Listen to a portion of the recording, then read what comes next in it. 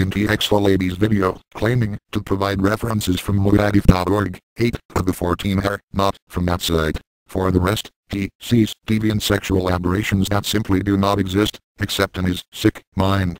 I will only waste enough of my time to prove that TXHalabi, along with his cheerleaders and any other claims, are unqualified and utterly void of logic. So much so, that I was embarrassed to use my own voice for this video. If you seek the truth about Islam, then read the Quran for yourself. Let's begin. First, he claims to know Arabic well enough to interpret the Quran, but then he debunks his own claim. I'm sure many of you have heard how Muslims say, oh, you cannot translate the Quran from Arabic because Quranic Arabic is just so sophisticated, so divine, it's so wonderful. Well, first, today I say Arabic is just another language, just like any other language in the freaking world. Now, when you say that no one is able to understand classical Quranic Arabic, which to a certain degree I can almost agree to that, because no one speaks this way, and I would love to see a single person speaking this way.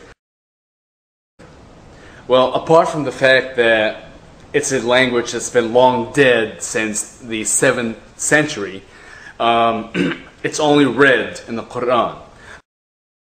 Second, he cuts words from one verse and pastes them to another, and when he tries to read the verses in between to prove his point, he accidentally admits that the verses have nothing to do with each other. Verse number 84. Maybe Allah will restrain the fighting of those who disbelieve. Let's skip ahead to verse 89. Then seize them and kill them. Alright. Obviously, these two little verses deal with, disbelievers, what you should do to them, kill them, blah, blah, blah, blah, blah. Same old story again and again and again. It gets boring doing it. However, somebody, a believer, told me that I am being unfair because I am leaving out verses in between.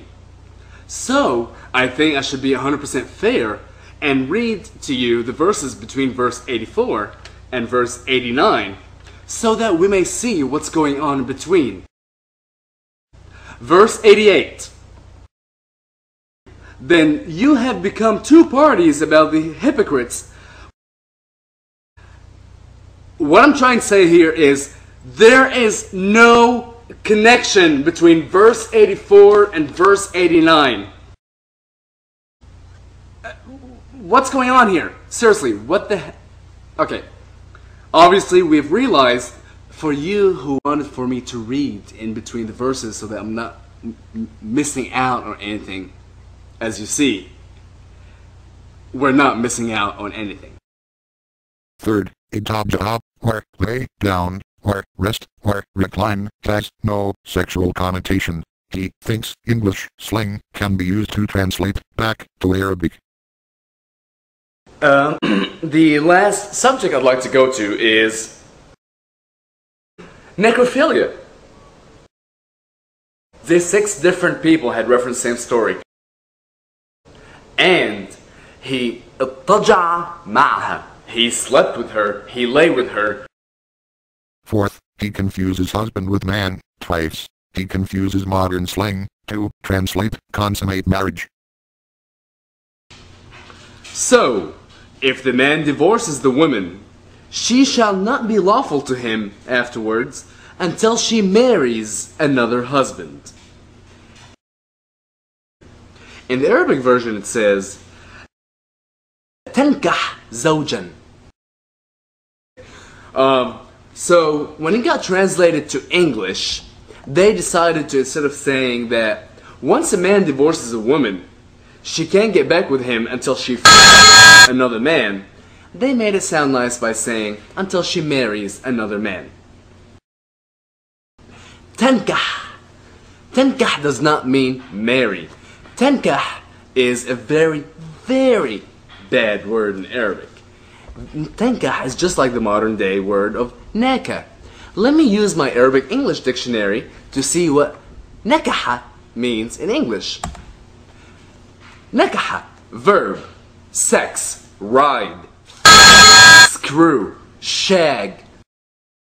Fifth, again, he confuses modern English and Arabic slang to falsify the meaning back to Arabic. And Maryam, the daughter of Imran, who guarded her chastity. So we breathed into her our inspiration.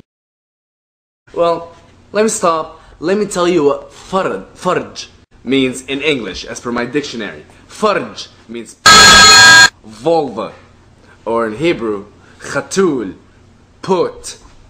Anyway, and not only did she maintain her, but then God, nafakhna fihi, then God blew into it. You cannot say that God blew in her because she guarded it. That is just vile. Sixth, he gives a reference which does not contain the story he is imagining.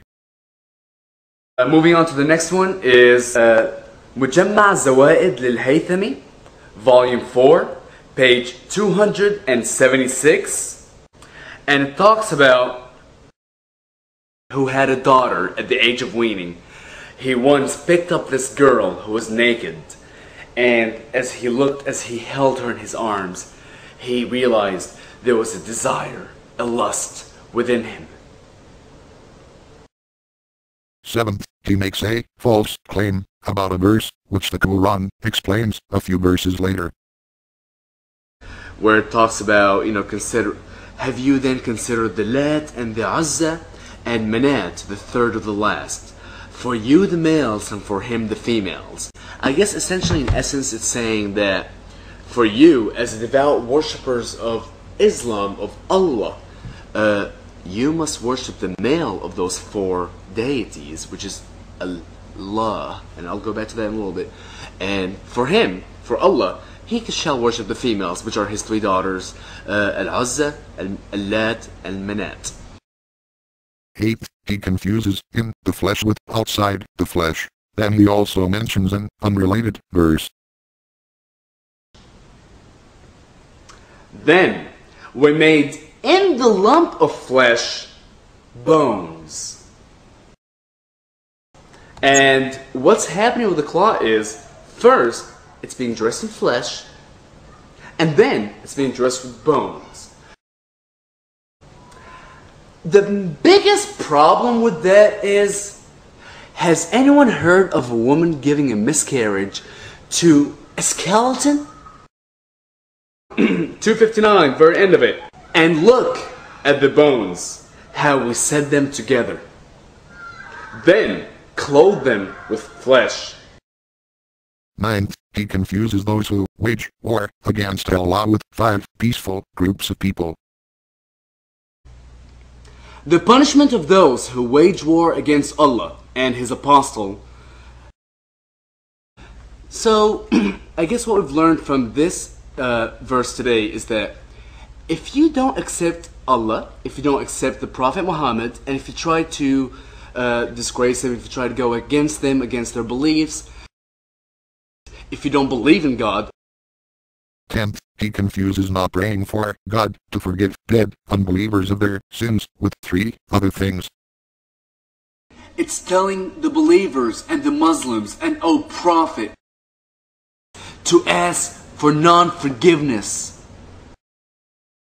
It's telling you to not forgive, even though it's telling you to hate. 11th, he admits that Muslims submit to God, but tries to put a negative connotation on submission, and claims that Islam is not a religion of peace, even though he admits the root of Islam is peace.